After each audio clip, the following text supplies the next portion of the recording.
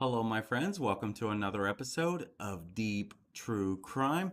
I'm Manny Rodriguez. Thank you for joining me today. We are covering the St. Louis school shooting that happened just yesterday, October 24th, 2022.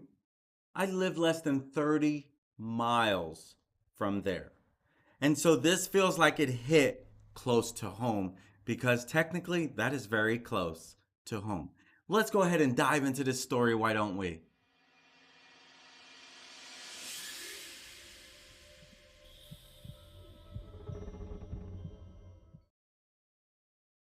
A gunman dressed entirely in black entered a South St. Louis high school on October 24th, 2022, with a long gun and multiple high capacity magazines, shooting a teenage girl and a health teacher to death and injuring several others before police shot and killed him, according to authorities.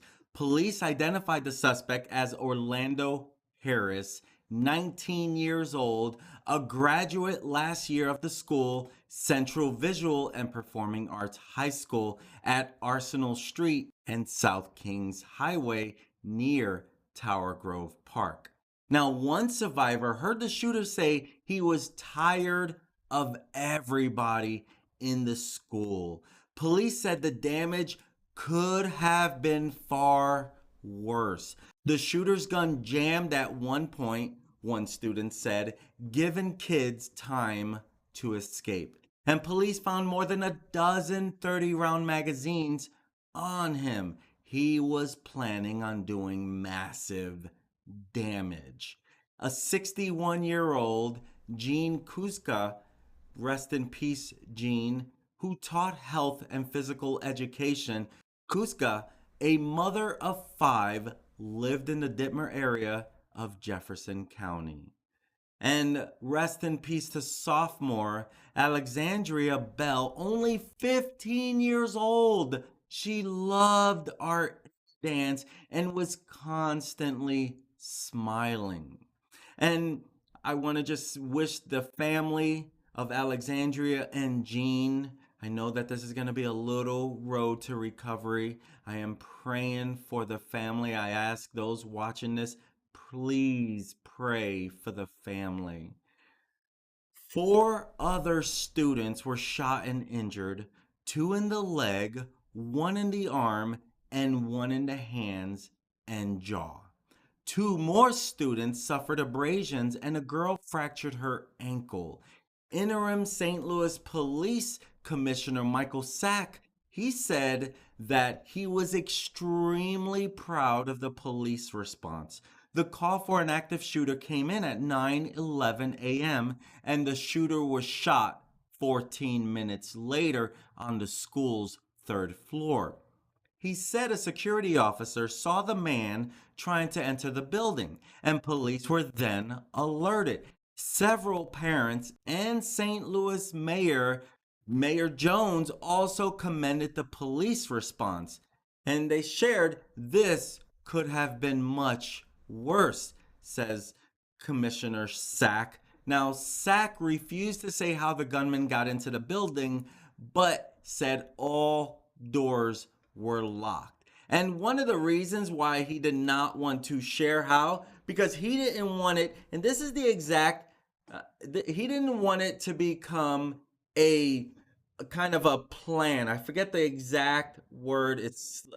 Uh, it's slipping my mind the exact terms that they use, but they didn't want this to become like a roadmap or a blueprint. That's what it was. They didn't want this to become a blueprint for others to try to do this as a way to get into the doors that were locked inside the school. And so they did not want to share this for the simple fact that they did not want to give a blueprint for others to try to follow if they were to commit such a heinous act as this. That's why they didn't share any of that. The building has metal detectors and 7 security officers. Mr. Sachs said the gunman had no criminal history, and there are 2 magnet high schools on the campus. Central Visual and Performing Arts with about 400 students, and Collegiate School of Medicine and Bioscience with about 300 students. Now, David Williams, a math teacher at the school, he said that the school principal came over the loudspeaker around 9 a.m. and said the code phrase that indicates a shooter in the building. Williams heard multiple shots outside his classroom, and one of the windows on the classroom door was shot out. He then heard a man say, "You are all going to bleeping die." Police haven't said how many shots were fired inside the school.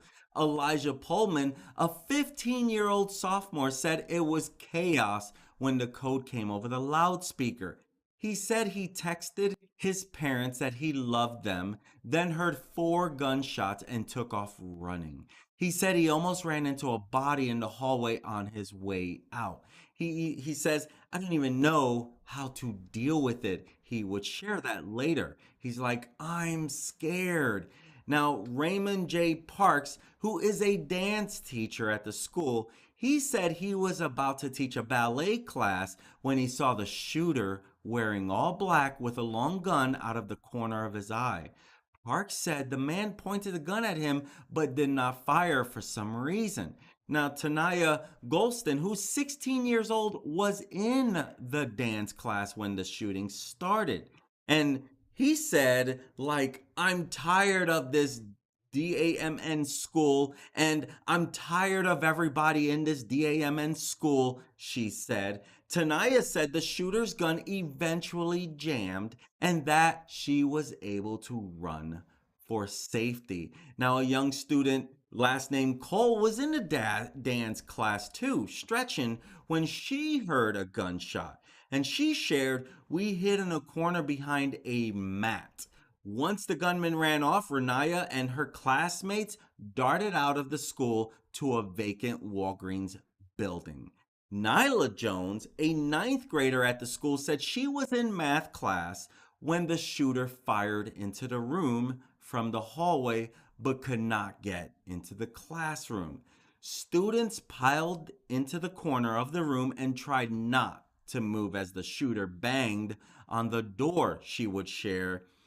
Ryan Owens, 18 years old, a senior at the art school, said students thought it was a drill at first. Then we heard noises. Once you heard the boom, said teacher Michael DeFilippo, all the chuckling and laughing in the back of the room stopped.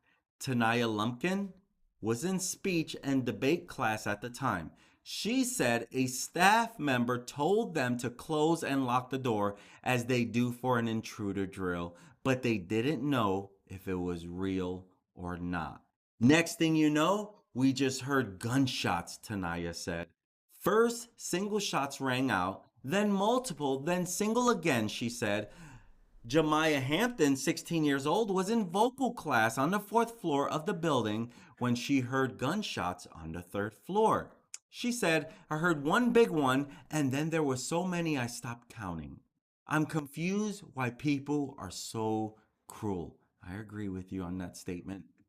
By 9:30 a.m., the area around the school was blocked off by police, ambulances, and a SWAT van. Students and staff streamed from the buildings with hands in the air, filing up Hereford Street towards the Schnucks grocery store on Arsenal, where hundreds of evacuees gathered. There, students and their parents reconnected, hugging and crying. One boy consoling his mother. "I'm glad it's over. My friends are alive. It's okay, Mom. It's okay. I'm here," he would share. Earlier, earlier that day on Monday, Mayor Jones and Representative Cori Bush spoke at the first news conference of the day. "It's so unfair," Mayor Jones said, choking up. "I'm heartbroken for these families. Our children shouldn't have to experience this."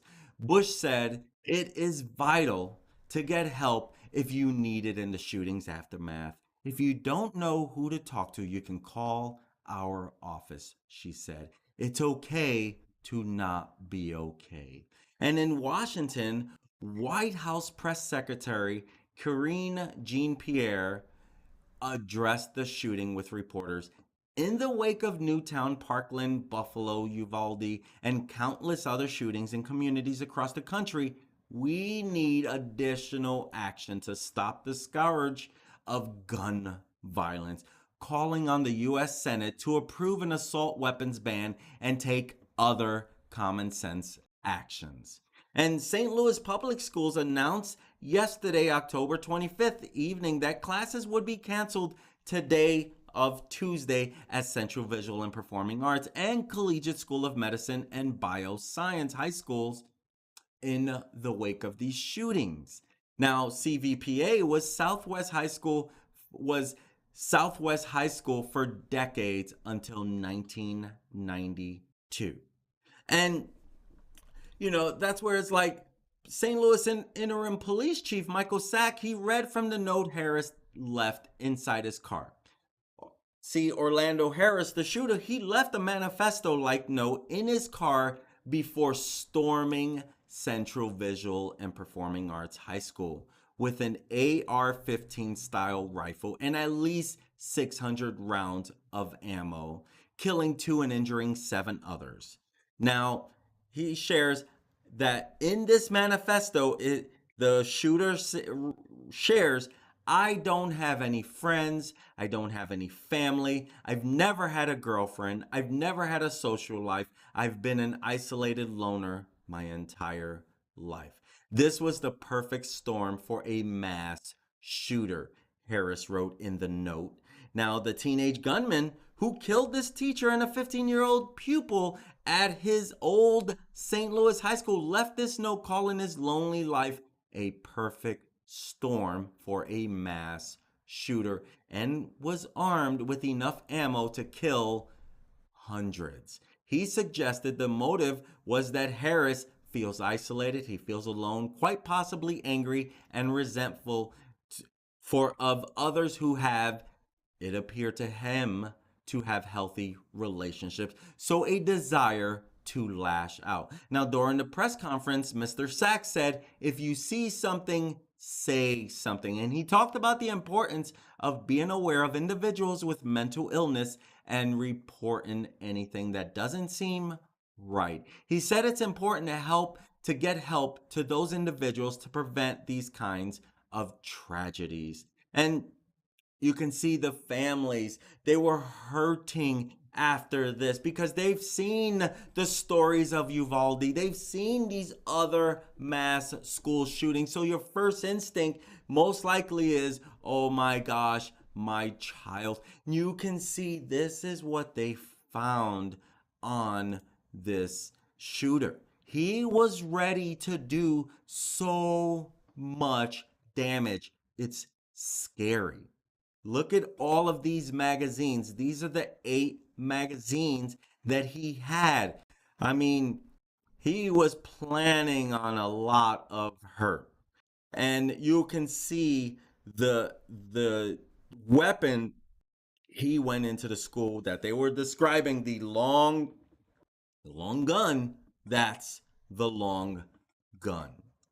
And now we hope to get some peace for these families because let's be real, it is going to be a while before there's any justice, any peace, any console. My friends, this is exactly why I do this. Was there a sign that this guy was going to break out? How did he get these weapons? Is there no one in this world that knew he had this weapon? That's a big weapon with a lot of ammunition. How did he buy this? More of this story is going to come out.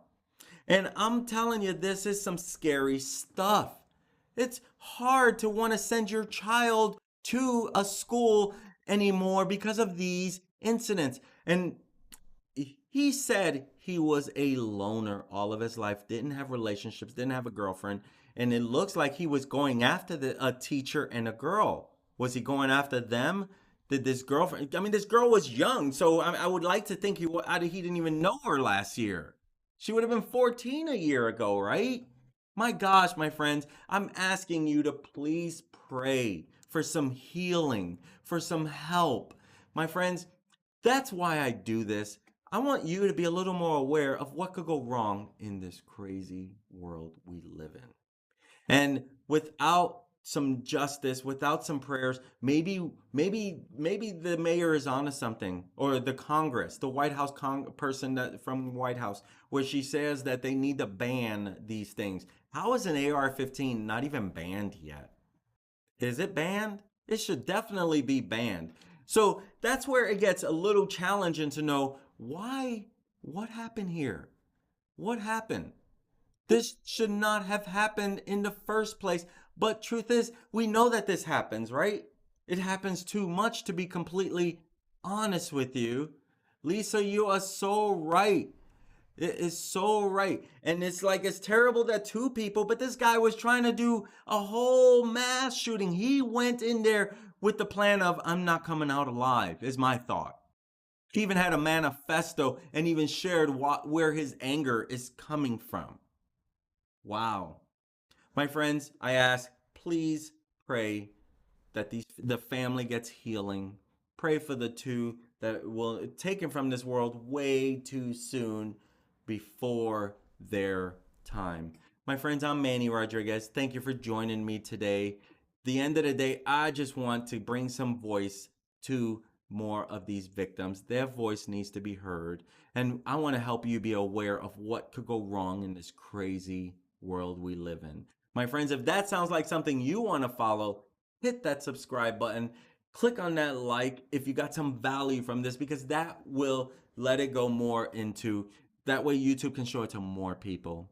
Thank you for joining. I look forward to serving you again. Peace. Have a great day.